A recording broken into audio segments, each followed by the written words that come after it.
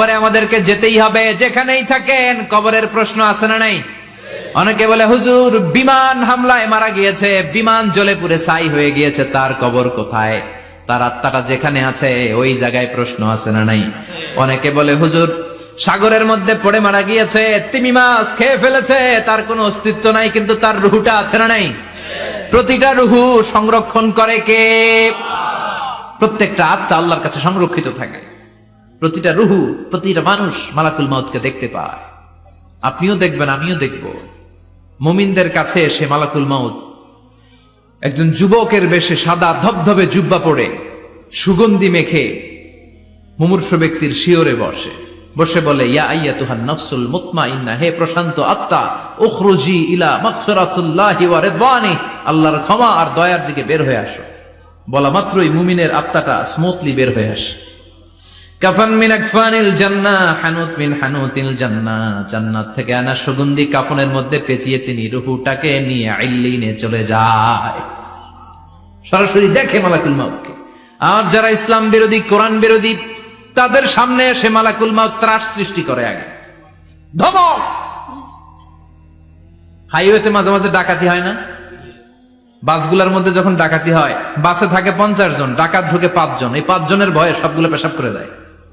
কারণ ত্রাস সৃষ্টি করে। এসেই চাইনিজ কুড়াল দিয়ে আগে কুবায় দেয় 4-5 জনের। রক্ত দেখে কি দেওয়ার সব আগে রেডি করে রাখে। মালাকুল মাউত এসে কাফের নাস্তিক মুশরিকদের সামনে সেরকম একটা ত্রাস সৃষ্টি করে, ভয়ে লোকটা কাঁপতে থাকে।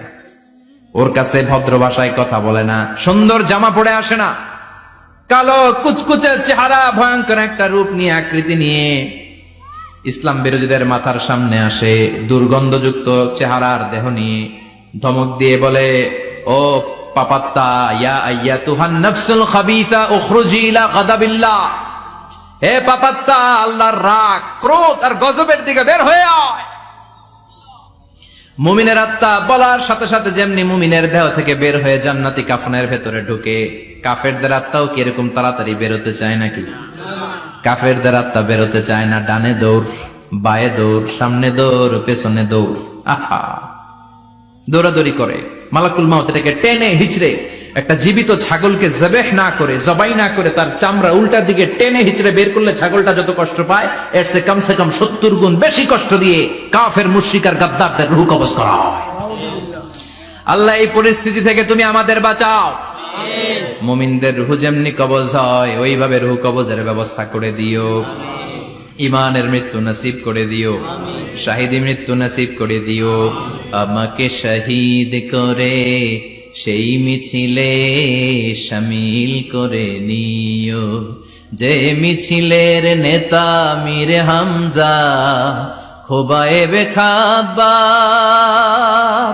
আল্লাহর কাছে ছিল অতি প্রিয়, শামিল করে নিও। আমাকে শহীদ করে সেই মিছিলে শামিল করে নিও। পড়েন আমিন। আরো জোরে পড়েন আমিন। তার মানে বিমান দুর্ঘটনায় হোক, কিংবা লঞ্চ ডুবিতে হোক, কিংবা আগুনে পড়ে হোক, কিংবা আত্মঘাতী হামলায় হোক, যে যেখানেই মারা যায়, কবরের 3টা প্রশ্ন তার জন্য আছে না নাই? ইসলাম বিরোধীদের জন্য প্রশ্ন 3টা, আপনারা যারা মুমিন তাদের জন্য 4টা, আপনাদের জন্য একটা বেশি। আলহামদুলিল্লাহ কোন? কবরে এসে প্রথম প্রশ্ন করবে মুনকার নাকির যখন চলে আসবে, 40 কদম যখন আত্মীয় স্বজনরা লাশটাকে কবরের মধ্যে দিয়ে 40 কদম চলে যায়, তখনই ফেরেশতা চলে আসে। আহা, শেষ, সব শেষ। এসেই পরীক্ষা শুরু। মার রব্বুক, তোর রবের নাম কি? চিল্লায় বলেন, আমাদের রবের নাম কি? আমরা বলবো রব্বি আল্লাহ, আল্লাহ আমারে রব। তোমার দুনিয়াতে আমি যেদিকে তাকাই, অথই নিয়ামতে ডুবে আছি সবাই। পাখ পাখালির গানে শুনি তাসবিহ কল রব, তাসবিহ কল রব, আল্লাহ আমারে রব। প্রথম প্রশ্ন, তোমার রব কে? আমরা বলবো আমাদের রব আল্লাহ। দ্বিতীয় প্রশ্ন, ওমা দীনু, তোমার ধর্মের নাম কি? আমরা কি বলবো? তৃতীয় প্রশ্ন, বিশ্বনবীর চেহারা দেখিয়ে বলা হবে আতারিফু হাদার রাজুল, এই লোকটারে চিনো নাকি? আমরা বলবো চিনি, আমাদের প্রাণের নবী। ঠিক কিনা? চাঁদের চেয়ে সুন্দর তুমি নবী আমার কমলিওয়ালা, দু জাহানের বাদশা তুমি প্যারা নবী সাল্লে আলা, চাঁদের চেয়ে সুন্দর তুমি নবী আমার কমলিওয়ালা। ঠিক কিনা? তিনটা প্রশ্নের যথাযথ উত্তর যখন দিয়ে দিলেন, আপনার জন্য অতিরিক্ত আরেকটা প্রশ্ন করা হবে, ওয়ামা ইলমুক, তোমার নলেজ কি? তিনটা প্রশ্নের উত্তর যে তুমি করতে পারলা, কিভাবে পারলা, কেমনে জানলা? নকল করে বলছো নাকি জেনে বুঝে আসছো? নকল হয় না? এখন মনে হয় এগুলো একটু কমছে। একটা সময় ছিল অনেক নকল হইতো, পাঞ্জাবের ভিতরে নকল, পকেটে নকল, টুপির ভিতরে নকল, মৌজার ভিতরেও নকল, এমনকি মেয়েরাও নকল করে পরীক্ষার হলে আসে না নাই? স্কেলের মধ্যে লিখে নিয়ে যায়, হাতের মধ্যে লিখে নিয়ে যায়, ওড়নায় লিখে নিয়ে যায়, কাপড়ে লিখে নিয়ে যায়, আসে না নাই? ফেরেশতারা বলবে নকল করছো নাকি? কেমনে জানলা? তিনটা প্রশ্নের উত্তর তুমি কেমনে বললা? আল্লাহ তোমার রব, ইসলাম তোমার ধর্ম, এই লোকটা বিশ্বনবী, কেমনে চিনলা? আপনাকে তখন বলতে হবে আমি কোরআন থেকে শিখেছি, আমি হাদিস থেকে শিখেছি, আমি ইসলাম জেনে বুঝে মেনেছি, আমি আন্দাজে কোথাও ঘুরি নাই। চিল্লা এখন ঠিক কিনা? আপনাকে বলতে হবে, এজন্য শিখতে হবে, প্রতিনিয়ত ইসলাম সম্পর্কে জানতে হবে, আখের গোছাতে হবে, জীবনটাকে আলোকিত করতে হবে। চিল্লায় বলেন ঠিক কিনা?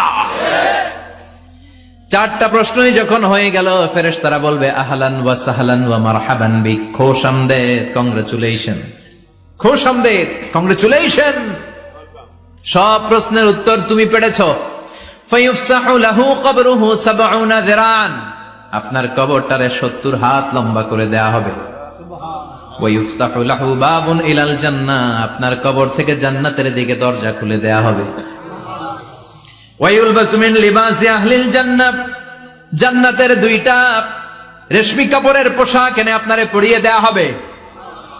আর বলা হবে নাম কানাউমিল আরুস, ঘুমাও, sleep, you should get some sleep now, তোমাকে লম্বা সময় পাড়ে দিতে হবে, ঘুমাও। কানাউমিল আরুস, যেমনি বর বাসর রাতে আরামসে ঘুম দেয়, বাসর রাতে যেমনি বর কনেকে নিয়ে মধুর ঘুম দেয়, তুমিও ঘুমাও, কেউ তোমার ঘুম ভাঙবে না। কিয়ামতের জন্য ইসরাফিলের সিংহায় যে ফুৎকার আছে, ওই ফুৎকার ছাড়া কোনো কিছুই তোমার ঘুম ভাঙাতে পারবে না। আলহামদুলিল্লাহ পড়েন। আল্লাহ আমরাও যেন চারটা প্রশ্নের উত্তর দিয়ে লম্বা একটা ঘুম দিতে পারি, পড়ে না আমিন। ওয়াম্মাল কাফির ওয়া আহলুশ শিমাল, আর ইসলাম বিরোধী যারা, তাদের সামনে আসবে মালাকান আসওয়াদান আজরাকান, কৃষ্ণ বর্ণের দেহ, নীলাভ বর্ণের দুটো চোখ, গায়ের রং কালো, চোখের রং নীল। দেখতে কেমন লাগে? আলিফ লাইলার ভূতের মতো। কথা কন? গায়ের রং কালো, চোখের রং নীল। ফেরেশতা দুইটা আসবে, এসে ত্রাস সৃষ্টি করবে, এসে বলবে বল তোর রবের নাম কি? মার রব্বুক। মুশরিক, কাফের, নাস্তিক এরা বলবে আমি জানি না আমার রবকে, আমি জানি না, আমি তো আজীবন শুধু চেয়ার করেছি, মদ খেয়েছি, আমি ধর্ষণে সেঞ্চুরি করেছি দুনিয়ার বুকে, আমি টেন্ডারবাজি করেছি, চাঁদাবাজি করেছি, আমি মাস্তানি করেছি, আমার দাপটে এলাকার ইসলাম প্রিয়রা বাসায় ঘুমাতে পারে না। আমি ছিলাম টেন্ডারবাজ, আমি ছিলাম গডফাদার, সন্ত্রাসীদের লিডার, আমি ছিলাম ডন 1 2 3 সব, আমি ছিলাম ডনের ডন, আমি ছিলাম মাস্তান, রংবাজ, রব টপ কি আমি তো জানি না। লাদ্রি লাদ্রি, আমার জিজ্ঞেস করো না। আবার প্রশ্ন করা হবে ওয়ামা দীনুক, তোর ধর্মের নাম কি? বলবে লা আদরি, আমার কোনো ধর্ম নাই, আমার কোনো ধর্ম নাই, আমি শুধু মৌজ মাস্তিতে ছিলাম, আমি আনন্দ ফুর্তি করেছি, ইসলাম নিয়ে আমার মাথা ব্যথা ছিল না, আজীবন ইসলামরে আমি বাস দিয়েছি। চিল্লায় বলেন ঠিক কিনা? ইসলাম বিরোধীদের সাথে ছিল আমার চলাফেরা, আমার সব সাঙ্গপাঙ্গ ছিল গুন্ডা, বদমাশ, ইসলাম বিরোধী। রব কি, ইসলাম কি, এগুলো আমি জানি না, আমার এগুলো জিজ্ঞেস করো কেন? ধর্ম কি আমি জানি না, আমি কিচ্ছু মনে করতে পারছি না। 3 নম্বর প্রশ্ন করা হবে আতারিফু হাযার রাজুল, দেখো তো এই লোকটারে চিনো কিনা? কয় না, চিনি না, তবে মনে হয় এই লোকটারে দুনিয়ার বুকে আমি গালি দিতাম, এই লোকটার বিরোধিতা করতাম, ব্লগের মধ্যে এই লোকটার ব্যাপারে কুৎসা রটনা করতাম, এই লোকটার কার্টুন বানিয়ে আমি হিংসা ছড়িয়ে দিতাম, এই লোকটার ব্যাপারে আমি এলাকার মধ্যে অপপ্রচার চালাতাম। ফেরেশতারা বলবে তাই? এই ছিল তোর ডিউটি? দাঁড়া, এখনই আমাদের খেলা শুরু, এখনই শুরু। ফায়ুতরাকু বিমাতারিকা মিন হাদিদ, লোহার একটা হাতুড়ি দিয়ে মাথা থেকে পা পর্যন্ত পিটানো হবে, পিটিয়ে ওর গোশতের হাড্ডিগুলোকে থেতলে ফেলা হবে। ওয়ায়ুকালু লিল আরদি ইলতাইমি, কবরের দুই পাশের মাটিরে বলা হবে এবার দুই দিক থেকে তোরা চাপ দে। চাপ দেয়া হবে, ধাক্কা ধাক্কি করেও সে সুবিধা করতে পারবে না। মাটি আস্তে আস্তে আস্তে আস্তে দেহের দুই দিকে লেগে এমন জোরে দুইটা চাপ দিবে, ফাতাখতালিফা আদলাউহু, তার ডান পাশের পাজরের হাড্ডি বাম দিকে ঢুকে যাবে, বাম দিকের হাড্ডি ডানে চলে যাবে। বিশ্বনবী বললেন এই হাতুড়ি দিয়ে পিটানোর শাস্তি, কবরের চাপ দেওয়ার শাস্তি চলতেই থাকবে হাত্তাল কিয়ামা, কিয়ামত পর্যন্ত। আল্লাহ এই কবরের শাস্তি থেকে আমাদের বাঁচাও। আমরা এই আযাব পেতে চাই না, আমরা যেন ঠিকভাবে কবরের 4টা প্রশ্নের উত্তর করে দিয়ে লম্বা ঘুম দিতে পারি। আল্লাহ তুমি তৌফিক দাও। এজন্য আল্লাহ বললেন, গোলাম দুনিয়া নিয়ে পাগল হয়ে থেকো না। এই দুনিয়ার জীবন আসল জীবন নয়, আসল জীবন হলো কবরের জীবন। জোরে বলেন ঠিক কিনা? এই জন্য মাঝে মাঝে কবরে যাবেন, কবরস্থানে দাঁড়িয়ে চিন্তা করবেন এই জায়গায় আমারও আসতে হবে। দিন যাবে, রাত আসবে, বৃষ্টি হবে, শীত আসবে, কেউ আমার দেখতে আসবে না, একা থাকতে হবে। একা, বড় একা, অন্ধকার, বড়ই অন্ধকার। ওই কবরের জীবনের সামান গোছানোর দরকার আছে না নাই? ওই কবরে সুখে শান্তিতে থাকতে চাইলে নামাজ পড়ার দরকার আছে না নাই? কোরআন পড়ার দরকার আছে না নাই? ছেলে মেয়েগুলোরে মানুষের মতো মানুষ করার দরকার আছে না নাই?